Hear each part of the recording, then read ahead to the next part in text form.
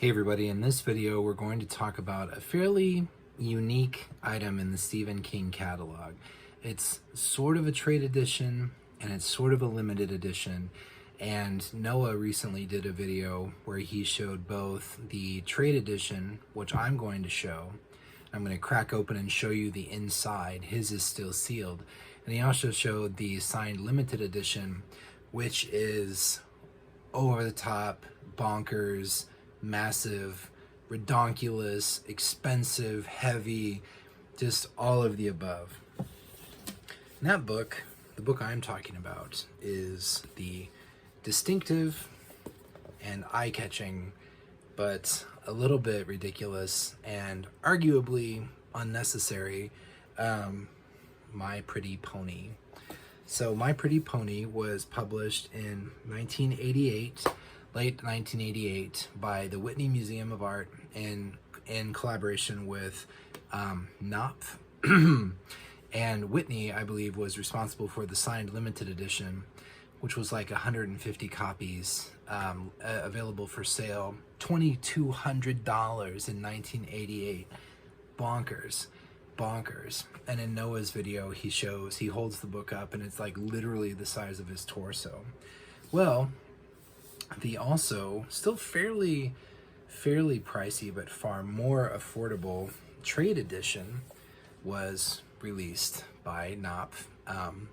15,000 copies, which kind of it blurs the line. It's not the type of book that you could just have gone to Barnes and Noble or Walden Books or wherever and found on the shelf. I'm not exactly sure how people ordered My Pretty Pony, through catalogs, through the museum, directly, so it's kind of a limited, but it's also like literally called the trade edition. So it's oversized, about 9.5 by 13-ish, and so what it is, it's a single short story that was collected in Nightmares and Dreamscape, so it's readily available for anyone to buy and to read, and it's a single short story stretched out to a full book length, and it's a collaboration with Barbara Kruger, the artist. And so what I'm going to do in this video, because a lot of people, you may not have even heard of this book and certainly may not have ever cracked it open and actually looked through it, so I'm going to flip the camera around to an overhead view and I'm going to pull out My Pretty Pony and I'm going to sort of flip through it, and we can flip through it together so you can see exactly what's inside this pinkish, reddish, just gaudy, really poppy slipcase. So I'll be right back, get everything reset, and then we will look at My Pretty Pony. Okay, so the book is almost too tall to even catch in the camera, which gives you an indication of its overall size, but I'm going to try to keep it in frame as best I can. So inside the slipcase, front cover,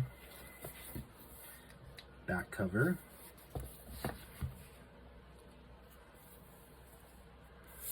and in case this reminds me of the vision test at the eye doctor, when you stand 10 feet away, and if you're just absolutely blind, then okay, read the bottom line, M-Y. Let me check the framing. Yep, okay. Pretty Pony. So time is a theme in this book, and in the signed limited edition, it actually had a digital clock embedded into the steel case, which is pretty over the top, but it's perfect for that edition because that edition is so over the top. Just some of the largest print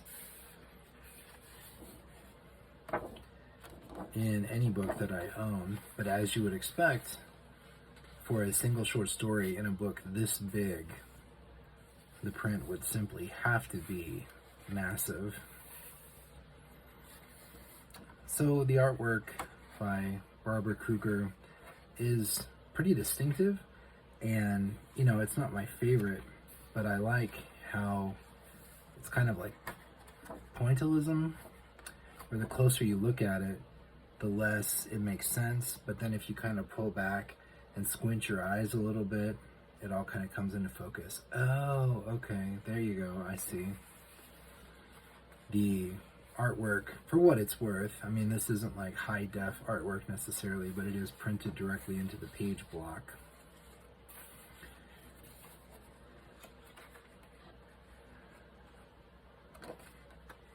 Oh man, it really makes some stuff kind of stick out. Like Grandpa was wearing the inevitable pair of blue jeans beneath his overalls. Jew pants, he called them matter-of-factly, a term that all the farmers Banning knew used. Jew pants or Jewsers. Okay, that's pretty interesting. I didn't mean to make your balls ache. With this giant print, it's really interesting how stuff like pops out at you. But anyway, more Barbara Kruger artwork. The paper is really thick as well, as you can imagine. I think this is about 68 pages, and I'm pretty sure the internal contents, at least the way the text is laid out, I think the artwork is laid in. It's lithograph, so it's something different in the giant signed limited edition. But it's basically the same idea as this. It's just even larger than this. And when you get to the middle, in case you had forgotten what you were reading, once again we have My Pretty Pony. So that's a way to add an additional 3 pages to the length to the length of the book. The text continues. More artwork.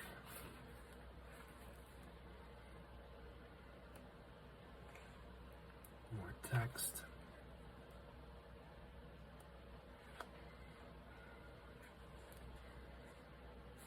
More artwork.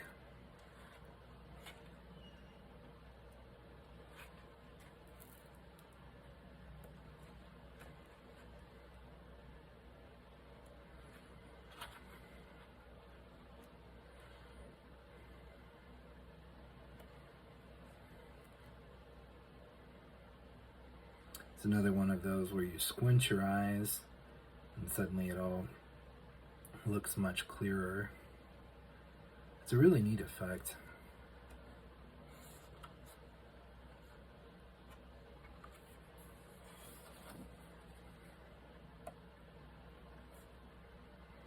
And then again, at the end, My Pretty Pony by Stephen King and Barbara Kruger. And then there is the copyright page. So here's a bit of background.